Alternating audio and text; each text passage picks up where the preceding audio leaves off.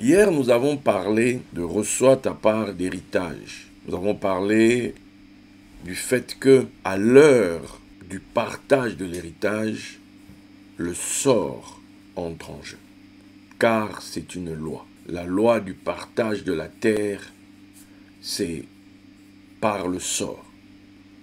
Justement pour éviter des contestations, pour éviter des réclamations, pour éviter des histoires du genre non, non, non, euh, tu m'avais promis, non, non, non, tu avais dit que, non, non, non, non, non, non. Le sort est là et le sort est reconnu donc comme étant la décision, comme étant le jugement de l'Éternel.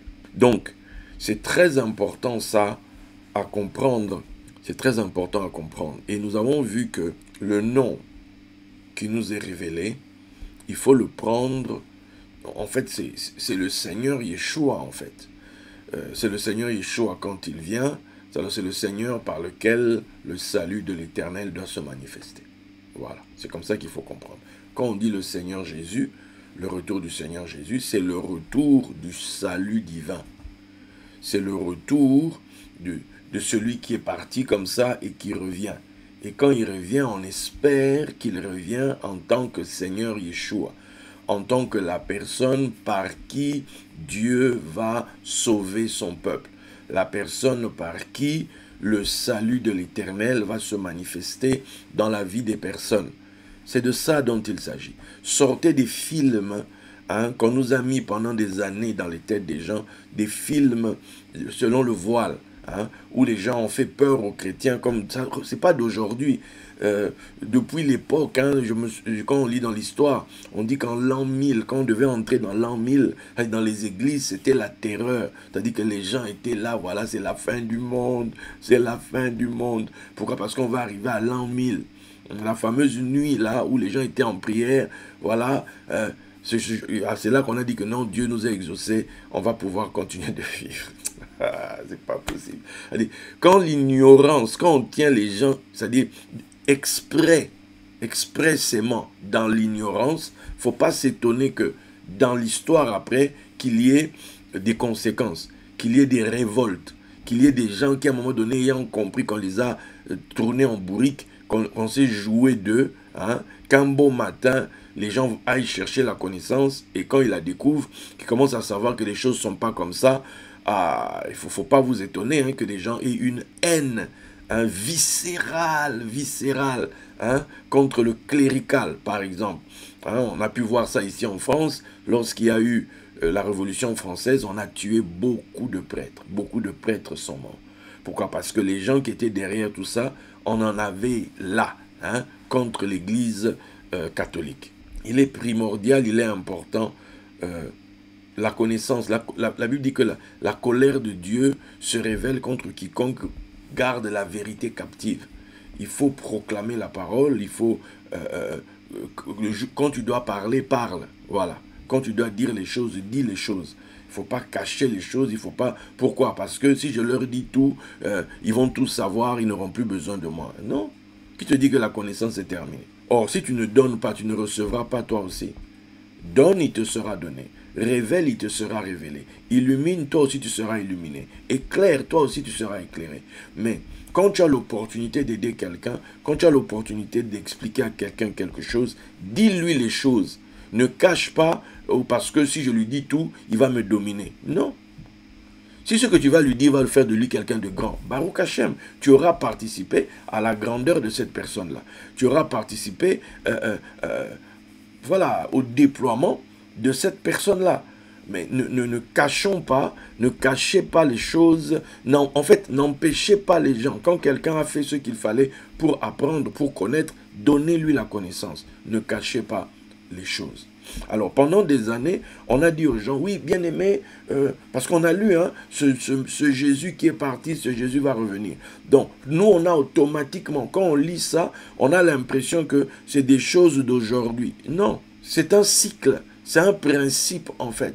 Celui qui va au-delà du voile, celui qui part en voyage, qui est appelé à l'écart pour, entre guillemets, payer le prix hein, de l'étude, celui qui doit aller dans l'obscurité, comme on a parlé du hors makif, de cette dimension qui nous entoure, puisque la lumière de notre face, on est devenu tellement grand que cette lumière ne nous impressionne plus. Quelqu'un vient, imagine les messages qu'on te prêchait au début de ta vie de foi. Quelqu'un revient avec le même message, tu vas le regarder comme ça, tu te dis, mais lui là, qu'est-ce qu'il me raconte? Ah, ça sont des vieux trucs. En fait, ça ne te touche plus en fait. Ça ne, tu vois, les mêmes messages qui te faisaient vibrer à longtemps, au tout début de ta vie de foi. Aujourd'hui, ça ne te dit plus rien en fait. Parce qu'il s'est passé un truc, une loi normale de la nature. Tu as grandi. Tu as juste grandi. Les choses qui faisaient vibrer l'enfant de 2 ans ne vont pas faire vibrer l'adulte que tu es devenu aujourd'hui. Quand tu étais gamin, là, c'était Noël. Noël est Noël. C'est-à-dire que le Père Noël, le Père Noël. Quand tu étais gamin, c'était hyper important. Oh, le Père Noël va venir. On te dit même, il faut aller dormir. Si tu ne dors pas, le Père Noël ne va pas passer. Ah bon? Ah oui, il faut que j'aille dormir. Et puis, toi, si tu vas dormir, parce qu'on te dit, le Père Noël va venir. Et le matin, tu arrives comme ça, les cadeaux sont en bas, les cadeaux sont au pied du sapin. Tu es content, le Père Noël est venu. Et les parents se font des clins d'œil. Voilà. Quand tu étais gamin, tu fais tomber, comment on appelle ça, ta dent, on te dit, c'est ici en Europe, hein, oui, la petite souris va venir. Au Congo, on te dit, quelle souris? On va te mettre des chats dans le coin, oh non, la souris. Attends, c'est quoi cette sorcellerie-là? Bref, ça c'est quand tu es gamin. Quand tu es gamin, il y a des choses qui, en tant que gamin, ça te touche, ça te fait vibrer. Toi-même, tu sens que oui, les choses sont là. Mais quand tu as grandi, on ne va pas venir te parler comme si on parlait aux gamins là. D'où c'est hyper important. Maintenant, on te dit, tiens-toi que, comme j'ai aussi dit, que la puissance du royaume, les miracles, se trouvent avec l'enfant. Maintenant, essayez de vous dire l'équation que c'est. Essayez de vous dire, en même temps, tu dois faire mourir l'enfant, en même temps, tu dois être comme l'enfant devant des miracles, pour pouvoir vivre des miracles. En termes de jugement, en termes de connaissance, tu dois être un adulte. Ça, il n'y a pas de problème. Mais par rapport au miracle, tu dois laisser ta part d'enfant. Tu dois toujours être prêt à t'émerveiller devant la nouveauté de Dieu. C'est ça en fait. Quand quelque chose de nouveau va arriver, sois toujours émerveillable. Sois toujours étonnable. Ne sois pas là quand un truc arrive. Ça c'est quoi ça encore? Oh, toi aussi. Il faut laisser une place à... Oui, il y a toujours, comme on dit, Marie est toujours vierge en fait. Il y aura toujours une dimension de la sagesse que tu n'as pas encore pénétrée. Il y aura toujours une dimension de la sagesse qui, quand elle va venir, doit encore pouvoir t'émouvoir, doit encore pouvoir t'étonner. Il y a encore une dimension de la lumière de Dieu, de ce que Dieu cache, que quand ça doit apparaître, tu dois toujours avoir cette envie de découvrir, cette envie de découverte. Donc celui qui part, justement, celui qu'on vient chercher dans une génération, on dit toi viens. Tu as le potentiel, toi viens, on va en voyage. Oui, mais Seigneur, non, toi viens. Quitte la foule, prends le chemin étroit et resserré, on part en voyage. Alors là, quand tu pars en voyage avec le Seigneur, c'est l'heure de l'étude, c'est l'heure de découverte, c'est l'heure où on va t'expliquer des choses que ta génération a perdues. On va corriger des choses.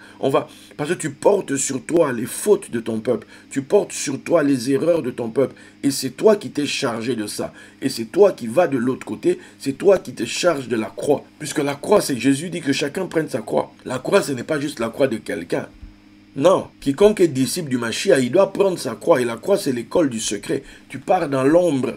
Tu vas à la découverte des choses qui étaient cachées jusqu'à présent. Des choses que ta génération a oubliées. Des choses que vous ne connaissez plus en fait. Quelqu'un doit aller en quête de ça. Quelqu'un doit aller chercher ça. Quand je regarde sur mon chemin, le Seigneur a emmené devant moi des bouquins écrits depuis des années 1800. Je ne sais pas si tu te rends compte. Comment ça arrive à moi? C'est toute une histoire, c'est tout un miracle. Des choses perdues, des enseignements, des compréhensions des choses. C'est Dieu qui fait ça. Maintenant, toi, on t'emmène là-bas. Pourquoi? Maintenant, tu dois ramener cette lumière, ramener cette connaissance à ta génération. Maintenant, entre le temps où tu pars et tu reviens, on dit maintenant, il y a des gens qui sont peut-être ton staff, qui sont tes équipiers, qui sont ceux-là que Dieu a mis à tes côtés pour te soutenir dans ce chemin. Et des fois, vous pouvez paraître que vous êtes tout seul sur toute la terre, que personne ne vous comprend, que vous vraiment vous souffrez, que vous vraiment... Oui, parce que forcément, vous êtes une team. Vous êtes une team sur une quête.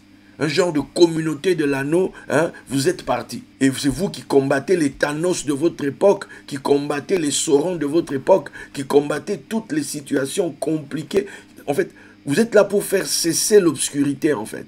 Faire cesser l'ignorance. Donc, maintenant, vous devez payer le prix parce que ça a été perdu. Pourquoi? Pourquoi cette connaissance a été perdue à telle époque?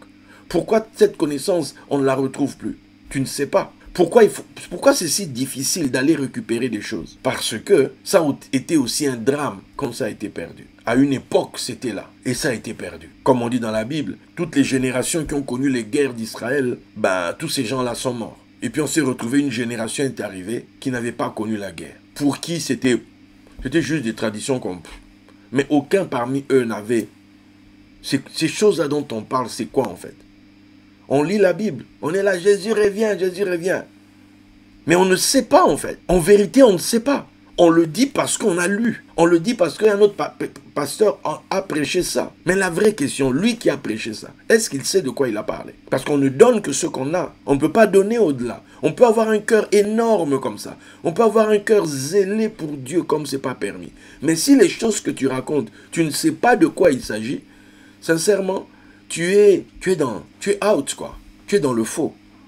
Même si tu es gentil, hein, le fait d'être gentil n'annule pas le fait que tu sois dans le faux. Et si tu es dans le faux et si tu es aveugle, c'est que beaucoup vont tomber dans un trou avec toi. Tout le monde attend la venue du Seigneur. On nous a formaté, hein, la venue du Seigneur venant du ciel. D'où il y a des projets Bimoan ou je ne sais pas trop quoi là, hein, où on peut vous faire sortir des trucs. On dirait le ciel s'ouvre et puis on vous fait arriver. Vous avez dit, waouh, le Seigneur. Oui, en fonction de quoi vous êtes tellement dans vos têtes, vous attendez quelque chose dehors. Un jour, on va vous créer des trucs dans l'air comme ça. Vous allez penser que... Et là, ça sera... Vous tombez dans la captivité. Le filet va s'abattre sur les personnes. Pour quelle raison? Parce qu'en fait, on dit des choses, on ne sait pas de quoi il s'agit. Il faudra... Donc, s'il s'est trompé, il faudra l'aider. S'il ne s'est pas trompé, il faudra que vous soyez suffisamment humble pour reconnaître la sagesse infiniment variée de Dieu. C'est bien de dire, oui, la sagesse infiniment variée de Dieu. La sagesse infiniment variée de Dieu. Ok, écoutez le gars parler. Moi, comme des gens parmi mes frères serviteurs de Dieu, mes collègues, des fois, ils me regardent et disent, DJA. DJA Malembeko, doucement, DJA. Et puis, tu vas, il prend son téléphone. Dis, mon cher, tu as entendu DJA là? Est-ce que DJA n'est pas entré dans une secte, sincèrement? Est-ce que DJA est toujours notre frère? Moi, en attendant, je l'invite plus à l'église actuellement. Non, mon cher, il va venir dire des histoires ici à l'église. Des valeurs numériques, on ne comprend même pas, ça nous sert à quoi? Des trucs... Ah non, frère, non, nous c'est seulement Jésus. Nous, c'est Jésus, mon frère. Nous, c'est le Dieu de la Bible. Ah là là là là là là là là. Je suis votre frère, même si je suis déguisé. Ah là là. C'est Joseph le déguisé là qui les a sauvés en Égypte. Parce qu'il y a un frère, il fallait qu'il ait la forme des Égyptiens. Sinon vous allez mourir dans la famine là. Il faut reconnaître votre frère, même sous son déguisement, il faut le reconnaître. La dimension de la multiplication. En Isaac, il n'y a pas de multiplication. C'est chez Jacob qu'il y a l'explosion, la multiplication. La multiplication dans un ministère arrive quand les gens qui sont dans ce ministère se considèrent tous comme étant des membres du même ministère, c'est-à-dire comme étant des frères et des sœurs. Pas seulement parce qu'ils sont connectés à Daddy, mais du fait d'être connecté à Daddy et que Daddy est connecté à telle personne, ça signifie que lui-même se connecte aussi à la personne. On est des frères. Donc on peut dire, là où 2 ou 3 sont réunis en mon nom, je suis là. Là où 2 ou 3 sont réunis en mon nom, je suis là. Il y a des gens qui en sont encore au combat de Morija. Ils ne sont pas encore devenus des fils d'Abraham. Ils se battent encore, ils sont encore en mode rébellion. Ils ont vu Daddy avec un couteau. Ils ont dit, moi, t'as là. Chez nous, est-ce que tu me connais? Est-ce que tu me connais? Do you know me? Ah, on vient avec son couteau là comme ça. Qui va mourir? Qui va mourir? Qui va se laisser? Moi? Est-ce que tu me connais? Ah! Comment on dit au Simba Nabilamba? On va se prendre les habits. Tu crois quoi? Moi? Donc les gens sont encore... Morija là, c'est pas encore réglé. Donc, comment tu peux être Isaac? Comment tu peux être Isaac? C'est-à-dire que tu regardes tu dis, toi je vais te mordre. Tu sais que je peux te faire mal là où tu es.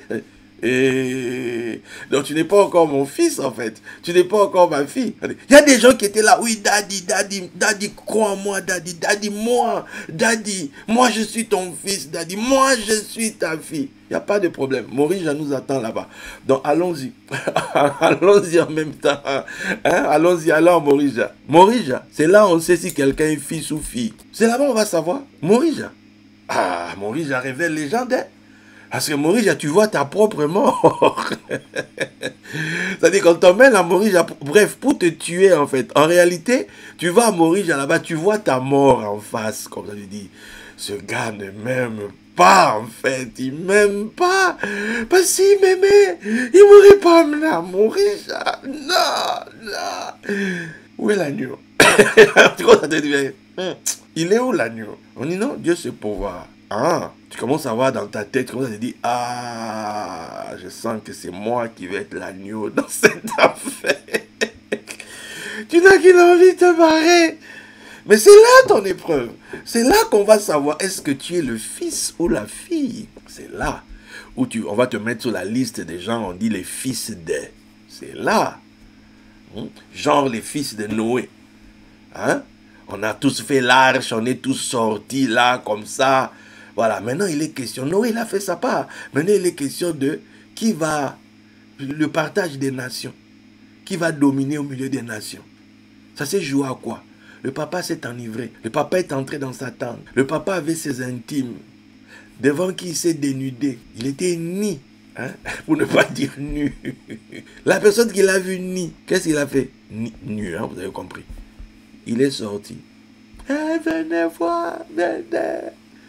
Le gars qui est ici, il est nu. Ah, toi face à sa nudité, c'est comme ça que tu réagis. C'est comme ça que tu réagis. Il n'y a pas de problème. Mais il y en a deux autres. Eux, ils ont pris la couverture. Et ils allaient à reculons. Pendant que toi, tu vas sur Facebook, pendant que toi, tu racontes tout et n'importe quoi, il y en a qui ne font pas de bruit, qui ne font pas de tapage, mais qui prennent la couverture. Ils ne regardent même pas, parce que ce n'est pas important pour eux. Et ils couvrent le Père. Eux, là, ont reçu la suprématie au milieu des nations. Qu'est-ce qui a déterminé ça? L'ivresse du Père. Attention quand votre leader s'enivre. Attention. Attention quand il s'enivre. Attention quand il redevient un homme à tes yeux. Attention. Parce que c'est là qu'on va voir. C'est là qu'on va savoir. C'est là qu'on va savoir. Jésus emmène 3 de ses disciples au sommet de la montagne. Et là-bas, il se transfigure. Et là-bas, il voit des morts apparaître. Les 2 autres se sont tus. N'ont pas pu parler. Un seul a ouvert la bouche. C'est bien qu'on soit là, qu'on fasse des tentes en même temps comme ça, pour lui. Donc il a intégré tout ça. C'est à lui là, à qui on a dit, je te donnerai les clés. C'est à lui, à Pierre, à qui on a dit, paie mes brebis. Mais les autres là, ils ne savaient quoi dire. Attention au secret qu'un jour ton leader peut te donner. Attention au moment où ton leader peut être introduit dans son secret. Parce que la suite est en train de se jouer dans le secret, là, dans ta gestion. Beaucoup sont venus dans ce ministère. Ils ont peut-être encore... D'autres ont échoué au niveau de Morija. D'autres se sont pris les pieds dans le tapis. D'autres se sont levés de l'autel et ont dévalé la pente de Morija en train de crier « Assassin! Assassin! C'est quel père ça qui veut buter ses enfants? Assassin! Assassin! Maman! Maman! » Tu vois? Bon, l'objectif de ça, pourquoi tout ceci? Ecclésiaste 10, verset 19. Ecclésiaste 10, verset 19 nous dit « On fait des repas pour se divertir, le vin rend la vie joyeuse et l'argent répond à tout. » On fait des repas pour se divertir, le vin rend la vie joyeuse et l'argent répond à tout. Le vin rend la vie joyeuse, mes amis. Répète après moi, la vie joyeuse. La vie joyeuse. Répète à quelqu'un, la vie joyeuse. Voilà. Voilà ce que vous et moi, nous sommes censés apporter aux gens. C'est-à-dire là où nos pieds vont arriver, c'est pour apporter aux gens la vie joyeuse. joyeuse.